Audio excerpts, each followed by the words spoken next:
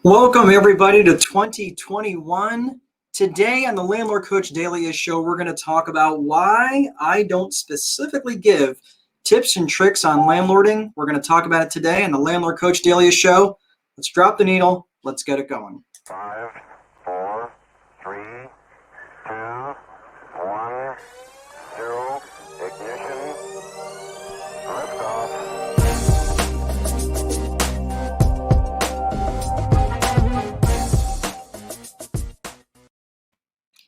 How are you all, everybody? Sorry, that kind of took me by surprise. How are you all, everyone? I hope you are doing well in 2021. It is a new year, new me, maybe new you. I don't know.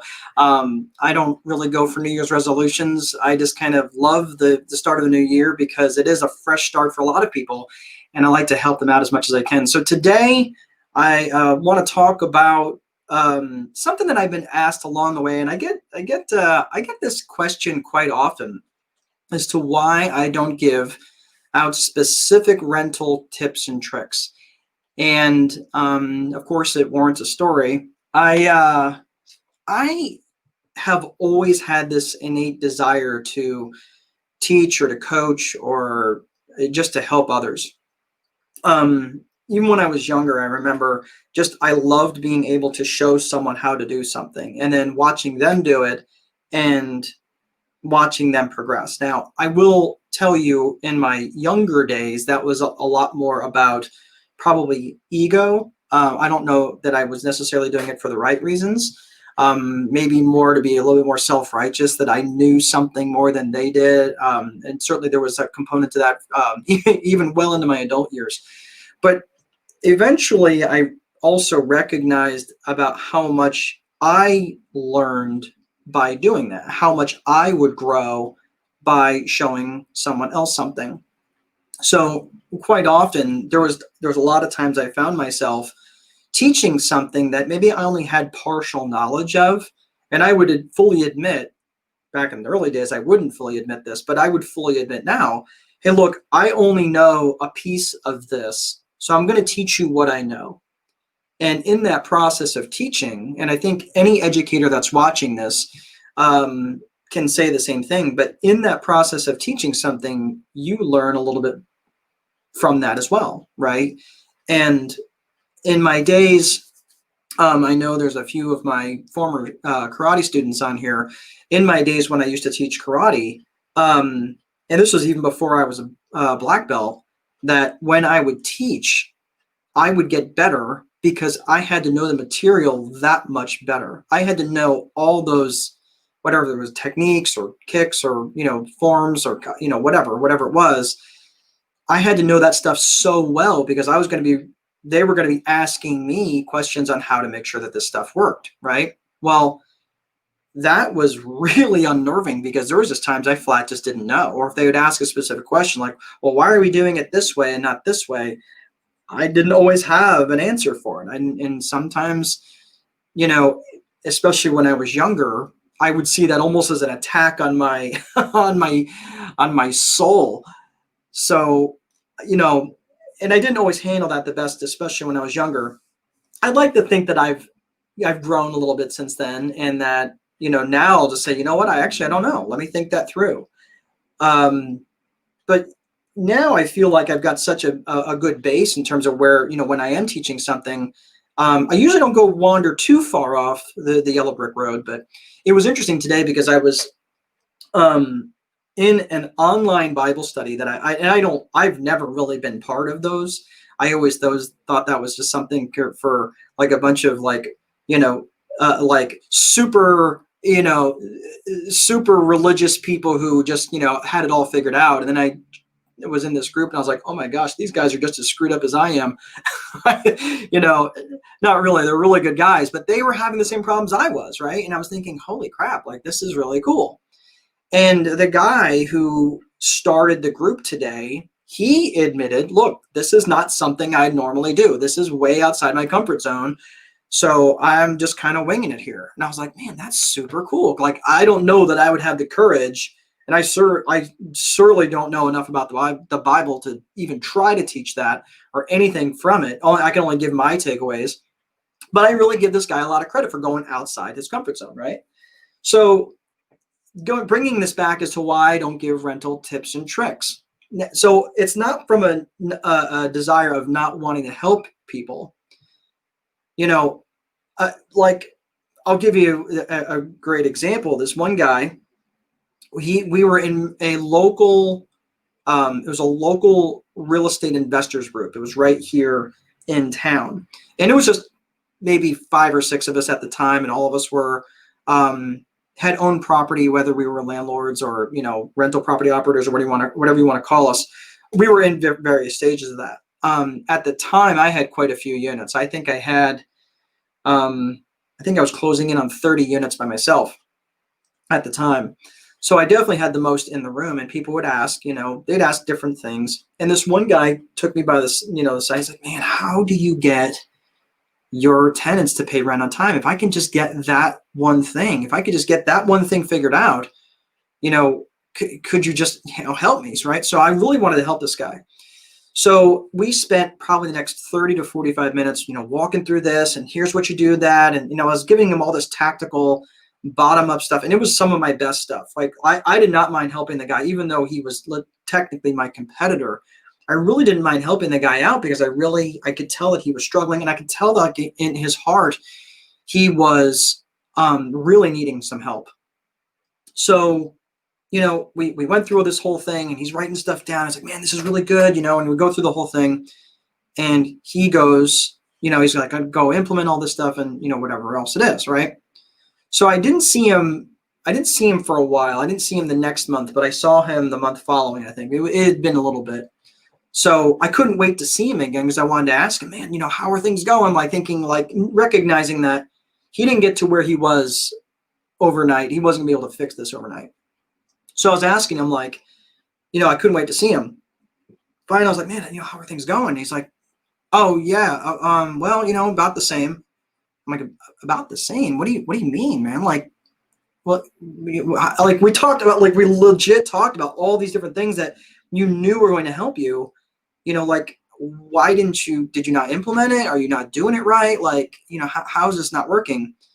And he's like, well, yeah, it's not where I'm at.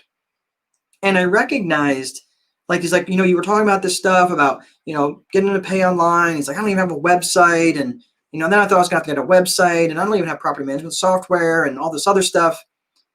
And this is what I recognized at that moment in time, that I legit knew nothing about his business. I really didn't stop for a second, and nor would we have time to have done that in the framework of that context. I would have had to probably spend a good day with him to understand really what his infrastructure was about. But he didn't have an infrastructure.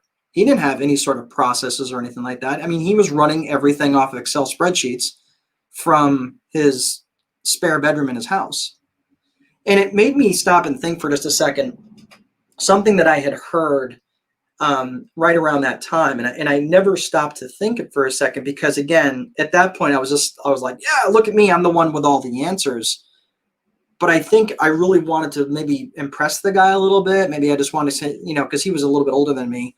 And he'd been doing it for a little bit longer, but I had been really much more intentional about building a business rather than just creating this deeper and deeper side hustle.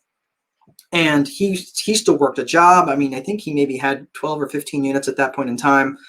But man, he was struggling. I mean, he was on the struggle bus. He just could not seem to get out of this rut of this job he created. So not only did he have his corporate job, I think he worked for a manufacturer, but he also had this awful rental job that he created for himself. And that's when I had to stop and realize for a second the difference between now follow me here for just a second. There was a difference between an I business, a we business, and a they business. Okay, I'm going to say that again. The difference between an I business, a we business, and a they business. So for some of you, it might be self-explanatory, but just give me some latitude to explain it here. So an I business is simply, you are the sole proprietor. It is your side hustle. No one else is involved. Maybe, you might have a partner, maybe your spouse, maybe your significant other is helping you, but it's very much all on you. If you don't show up, you don't get paid. And that is pretty much the strict definition of a job. And that, unfortunately, is where he was. A we business is basically where you have someone else that's helping you. Now, again, it's still important for you to show up, but if you don't show up, it's not going to be a barn burner, but it's definitely going to be impacted.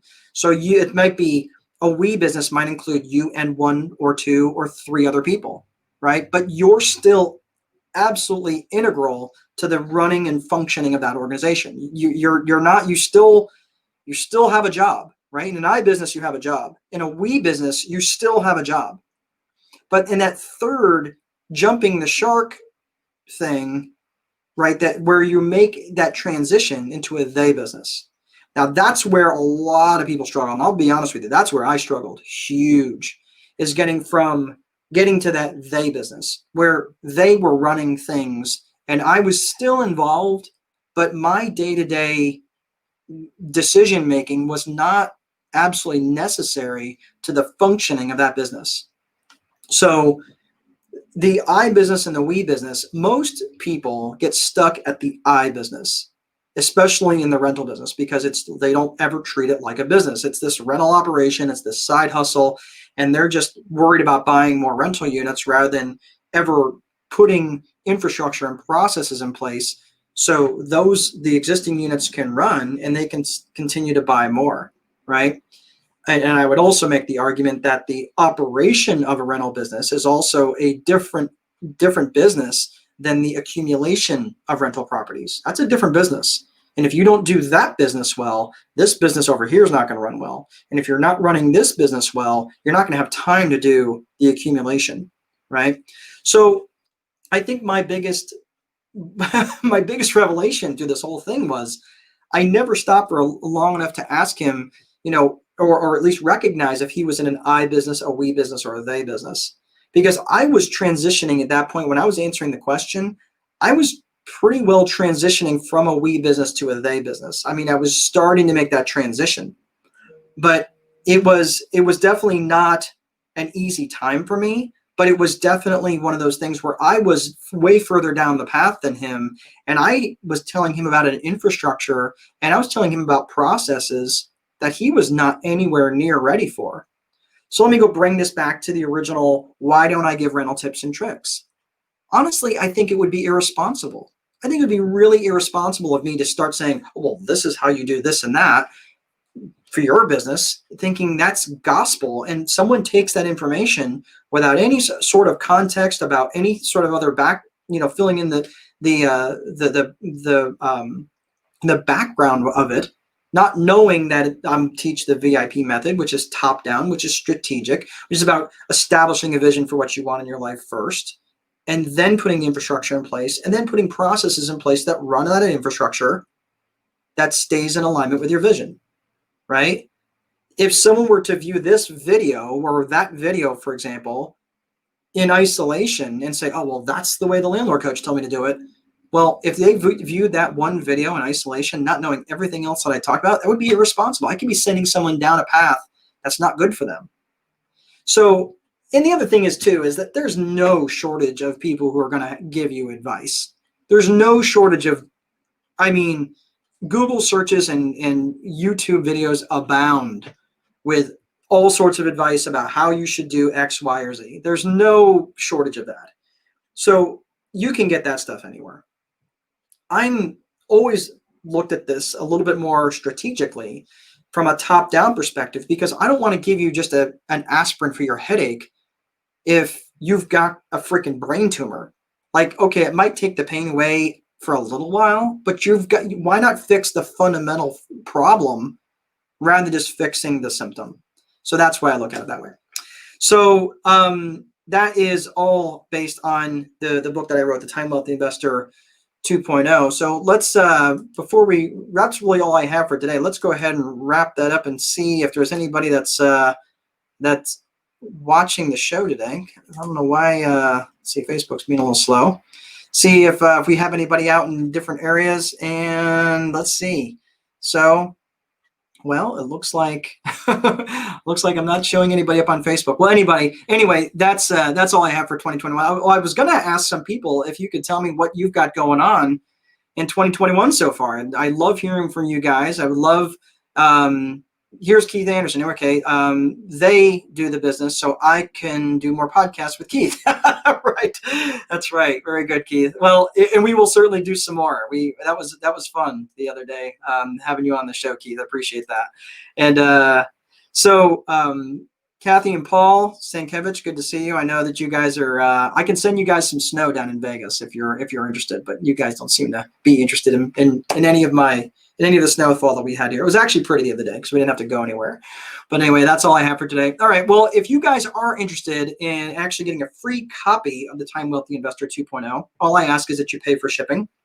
I will be happy to sign it for you, so that way it makes the book pretty much worthless. You can't even give it away at that point because it's going to have your name on it. But if you would like a copy of the Time Wealthy Investor 2.0, all I ask is that you pay shipping. Just go to landlordcoach.com/TWI. There's a link in there. You can get a copy of it for yourself, and I will, of course, sign it any way that you like. I love this quote by Ralph Waldo Emerson. Write it on your heart that every day is the best day in the year. Ralph Waldo Emerson. Great quote by a great author. All right, that's all I have for today, everybody. Please be sure to place a value on your free time, because if you don't, someone else will. Most important, there is no amount of money that will make time irrelevant. Have an awesome day, and I will see you next time.